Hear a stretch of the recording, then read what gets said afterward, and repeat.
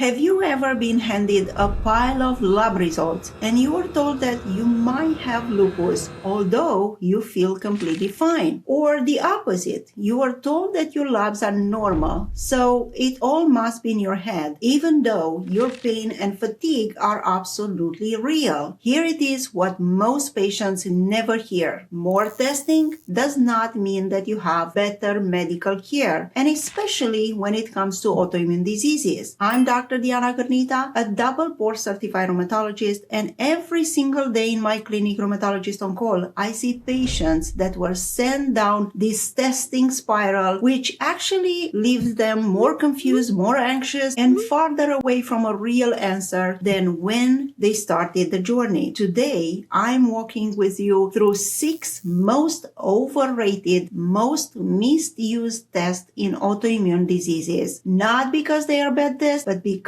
ordered without the clinical context, they can cause real harm. They can cause anxiety, misdiagnosis, unnecessary treatment, and years of chasing the wrong answer. So stay with me, because changing how you think about testing will completely transform how you advocate for your own health. The ANA test. Let's start with the most notorious test in autoimmune diseases, the ANA, or anti-nuclear antibody test. After 20 years spent in clinical medicine, I can tell you without hesitation, this is one of the most misunderstood results in all medicine. Not because it's a bad test, but because it is almost always misinterpreted. The ANA is a screening tool, not a diagnostic tool. Think about like a smoke alarm. It tells you there is something that might be worth investigating, but it doesn't tell you where the fire is if there is one fire there. There are 3 things that you need to understand. First, it is positive in 20 to 30% of completely healthy people. The older you get, the higher the chances that the number goes up. Positive NA test with a low titer in a 55-year-old woman with no symptoms, this can be entirely normal. Then second, you can have a real autoimmune disease while your NA is completely negative. Sjogren's disease, scleroderma, inflammatory myositis, these can all present with a negative ANA test. And third, this is the one that breaks my heart. By the time that most patients with a positive ANA will reach my office, they have already diagnosed themselves on Google or ChatGPT with lupus, and they arrive being anxious, scared, and carrying a label that may have absolutely nothing to do with what is happening in their body. Now, when is the ANA test appropriate? When you have specific clinical signals like bilateral joint pain, a butterfly rash, an unexplained hair loss, dry eyes, dry mouth altogether, or you have Raynaud's phenomenon, because these symptoms justify the test. A positive NA without symptoms is not a diagnosis. It is the beginning of a question or the beginning of an investigation. And answering that question requires a rheumatologist like me, not a search engine like ChatGPT or Google. Number 2, the broad autoimmune panels. With the explosion of direct-to-consumer lab companies, patients arrive to my clinic with pages of antibody results, anti-double-stranded DNA, RMP, SSA, SSB,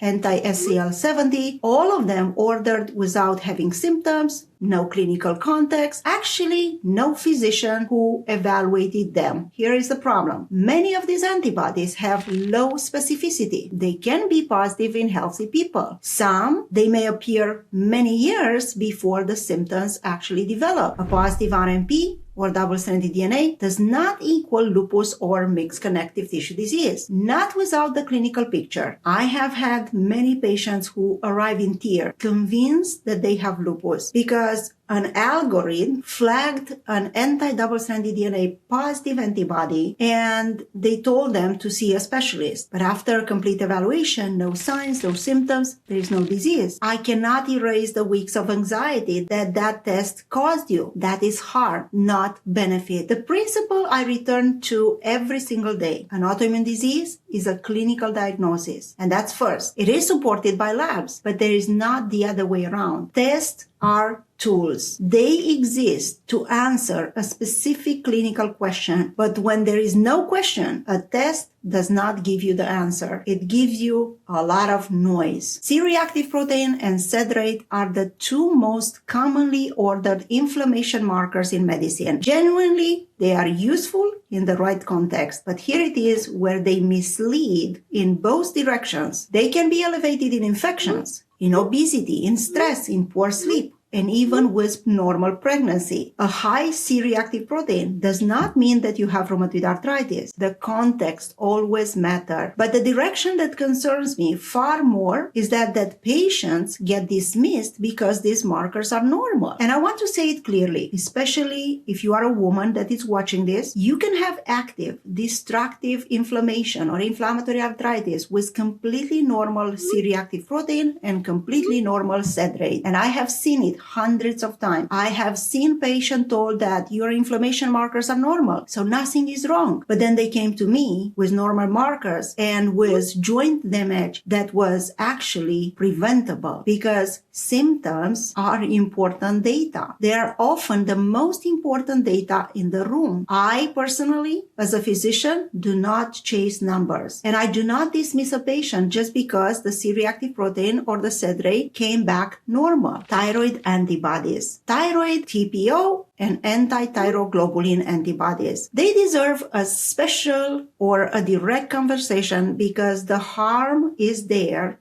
and it's very specific. Many people have positive thyroid antibodies and they never develop thyroid disease. Never. These antibodies indicate immune activity, but this is not guaranteed dysfunction of the thyroid. And too many practitioners out there, they rush to tell patients that you definitely have a thyroid disease, or you will develop a thyroid disease. Or even worse, they start unnecessary treatment in patients where the thyroid function is completely normal. A positive TPO with a normal TSH, a normal T3, normal T4, with no symptoms means one thing. You need to follow up with the doctor in 6 months. You need to watch for symptoms. That is all. It doesn't mean that you are sick today. It doesn't mean that you need medication today. But it means that your genes load the gun. A positive antibody tells you that you might develop symptoms in the future. A positive antibody tells us that that gun might be loaded, but the trigger, the symptoms, the dysfunction, the clinical disease has not been pulled yet. And the risk, it doesn't mean that you have a disease. Gut microbiome testing. Let me be clear up front.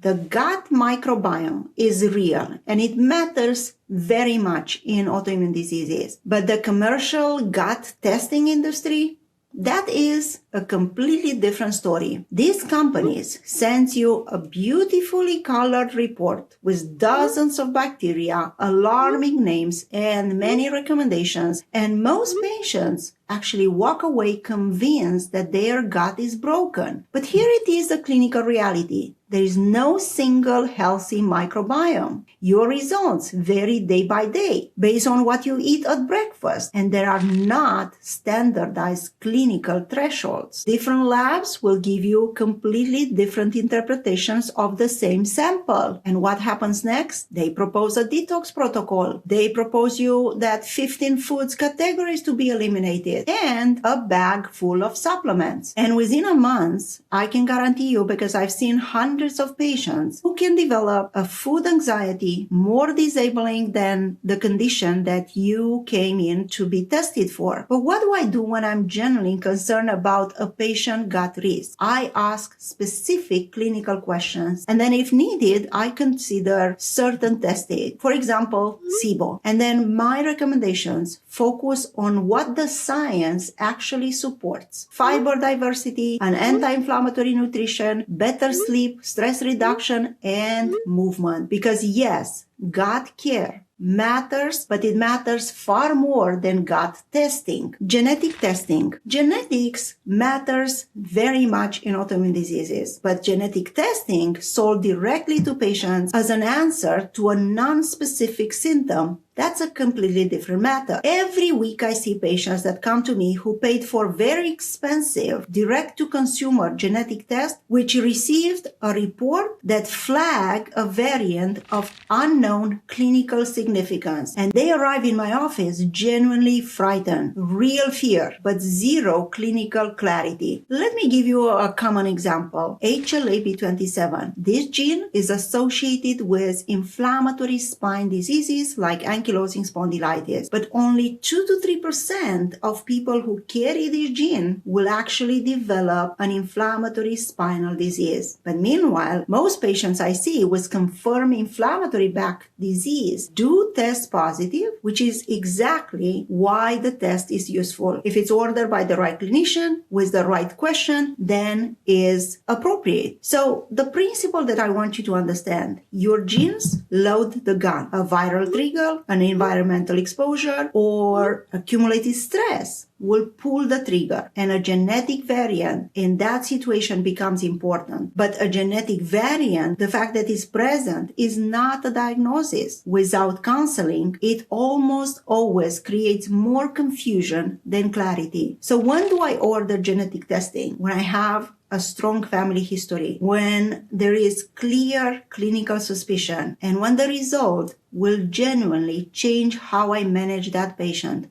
Not before. Before I order any test in my clinic, I usually ask myself 3 questions. Will this test change how I manage this patient? Would I act differently if the test comes back positive versus negative? And could this result cause psychological or medical harm if it is misinterpreted? And if the answer to the first 2 is no, I do not order the test. Because in autoimmune medicine, the real diagnostic work is not in the laboratory test. It is in the room. It is about listening to the patient full story. It is in recognizing patterns that can develop over months or over years, in following someone that comes to me over time, not chasing just one single test result. Because you can have a positive ANA and have no disease. You can have active destructive arthritis with completely normal labs. And both situations are true. That's why you need a physician who can hold on that complexity, not just following an algorithm. But here it is what I want you to walk away with today. 6 tests, 6 situations where more testing is not better care. The ANA in low-risk patients, the broad panels ordered blindly, the CRP and the SED rate, which are used to dismiss real symptoms, the thyroid antibodies, which are used to treat people without a diagnosis, the gut microbiome testing that actually can generate a lot of food anxiety, and the genetic testing without counseling or without a contact. In every single case, the harm does not come from the test itself. It comes from ordering without asking, what clinical question